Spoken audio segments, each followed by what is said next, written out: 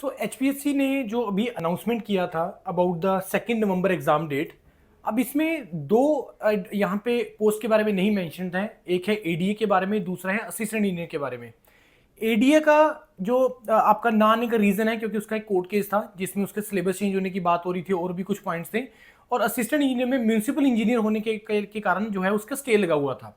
अब एडी के केस में क्या हुआ है कि अभी आज ही न्यूज आया है कि उसका सिलेबस चेंज होने की बात हो गई है। कंफर्मेशन हो गया कि उसका सिलेबस चेंज होगा। अब इस चीज को लेके एचपीएससी के जो असिस्टेंट इंजीनियर के जो स्टूडेंट्स हैं वो ये क्वेश्चन रेज कर रहे हैं कि सर क्या हम एई के लिए भी ऐसा कर सकते हैं। देखो, एडीए ये एक ऐसा एग्जाम है जो रेगुलरली नहीं होता है। लॉ रिलेटेड जितना भी है ये रेगुलरली नहीं होता एग्जाम, लेकिन इंजीनियरिंग रिलेटेड बहुत सारे एग्जाम्स हैं जो रेगुलरली होते हैं। और ऐसे बहुत सारे एग्जाम्स होते हैं जिसमें जो स्क्रीनिंग का जो क्राइटेरिया है उसमें नॉन टेक्निकल होता है प्योरली। मैं कुछ एग्जाम्स के नाम ले रहा हूं। आप हरियाणा की बात करो, हरियाणा में जूनियर इंजीनियर के लिए जो स्क्रीनिंग टेस्ट है दैट इज सीईटी, वो स्क्रीनिंग टेस्ट है, वो नॉन टेक्निकल है पूरा। ऑल्दो वो कॉमन पेपर है for group C and D, लेकिन still that is a screening test for the JEE.